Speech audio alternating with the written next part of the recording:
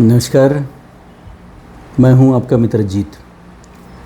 Justice पर आपका बहुत बहुत स्वागत है। कानून के विषय में मैं आपको हमेशा बताते रहता हूं।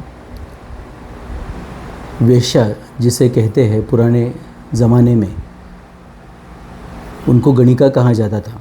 अपने उत्सव जो सिनेमा है या फिर कामशास्त्र के विषय में आपने पढ़ा होगा, समाज में उनका मान सम्मान था। आपने देखा होगा कि देवदास जैसी मूवी में उनके पैरों की, उनके घर के आंगन की मिट्टी, वो दुर्गा पूजा के लिए उसकी मूर्ति जो होती है दुर्गा माँ की, वो उसी मिट्टी में उसको बनाना पड़ता है। एक उनकी एक बहुत ही समाज में इज्जत थी, एक ज़माना था वो। और उनके लिए अलग से मतलब महल हुआ करते थे। बहुत समाज उन पे खर्च करता था क्योंकि उनके काम थे अलग अलग समाज में। जो जैसे एक प्रेशर कुकर होता है, तो प्रेशर कुकर में जो सीटी होती है, और वो कुकर की जो सीटी होती है वो जब बजती है तो कुकर के अंदर का जो एक प्रेशर होता है, दबाव होता है, वो कम होता है। वो समाज में जो एक जो मानव है उसकी मूलभूत 5 प्रेरणाएं मानी जाती है। हर प्राणी की 4 मूलभूत प्रेरणाएं हैं। कहा जाता है उसमें आहार निद्रा भयम मैथुनानि चरवाणी समानी नरानाम पशुनाम। आहार है, निद्रा है, भय है और मैथुन है। ये 4 चीज़ें जो है वो सारे प्राणियों में समान होती है। चरवाणी समानी नरानाम पशुनाम, नर में या फिर मानव में और सारे पशुओं में समान होते हैं। एको अधिको ज्ञानम ज्ञानहीनेन पशुतुल्य। एक 5वीं चीज़ है वो ज्ञान है। जो 5वीं चीज़ जो मानव को मानव बनाती है वो ज्ञान है, वो अधिक होती है। और जो ज्ञान नहीं है जिस मानव में, वो पशु के समान है। ऐसा एक श्लोक मैंने पढ़ा था।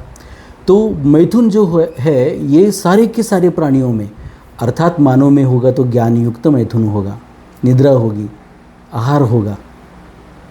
तो आप समझ सकते हैं, आहार निद्रा भय भी होगा तो वो जो होगा वो ज्ञान युक्त होगा। आप देखेंगे सिंहावलोकन कहते हैं, जो जंगल का राजा जिसको बोलते हैं वो शेर है, सिंह है। वो भी जब चलता है तो अवलोकन करता है, वो जिसको बोलते हैं कि वो पहले 180 डिग्रीज़ में, फिर दूसरी तरफ से 180, वो हर अपने जंप पे वो देख के वो दूसरी जंप की ओर जाता है।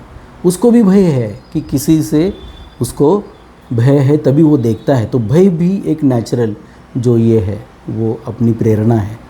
तो हम आज मैथुन के बारे में बात कर रहे हैं। तो उसका जो एक समाज में प्रेशर दबाव बनता है, तो वो कुकर की वो सीटी की तरह ये गणिकाएँ काम करती हैं, आज भी करती हैं। आप समझ लीजिए, जो मतलब कुलीन या फिर जो जिनको हम बोलते हैं वो ख़ानदानी जो औरतें हैं, लड़कियां हैं, उनका अपना एक जीने का अंदाज़ है।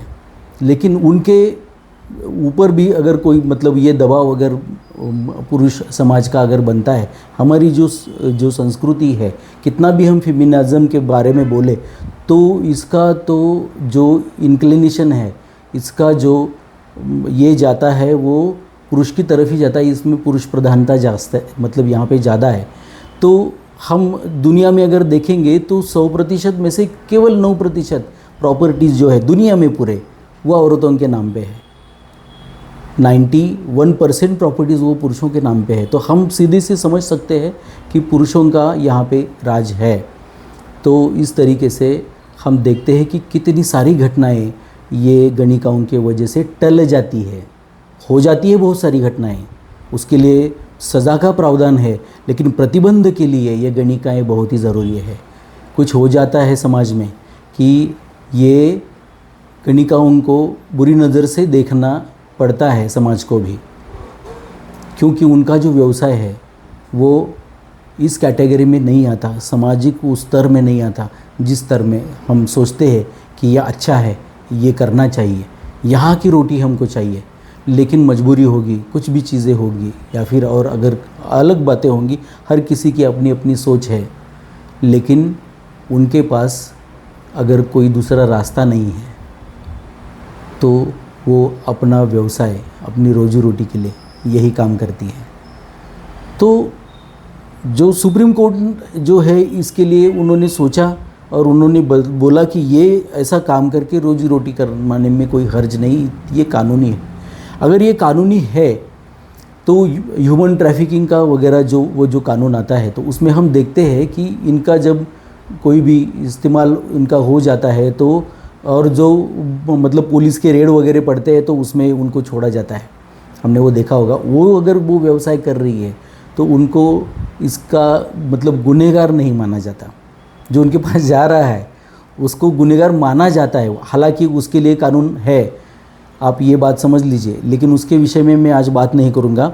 मैं उसका प्रमोशन करने के लिए ये काम नहीं कर रहा हूँ। आज जो ये मैं वीडियो बना रहा हूँ, मैं उनके खिलाफ़ जो एट्रोसिटीज़ होती है उनको, उनके जो कानूनन हक है सेक्स वर्कर्स को, गणिका उनको वो नहीं दिए जाते, तो इनजस्टिस के खिलाफ़ बोलना मेरा काम है। होता ये है कि उनको उनके वो जो गणिकाओं के ग्रह होते हैं जिनको ब्रोदिल हाउसेस बोलते हैं हम लोग, वहाँ से हटाया जाता है। वहाँ पे दूसरे बड़े टावर्स, दूसरी बस्तियाँ बस जाती है और इनको अपना ये व्यवसाय करने के लिए अलग से जो इनका रिहेबिलिटेशन होना चाहिए, पुनर्वसन होना चाहिए, वो होता नहीं है।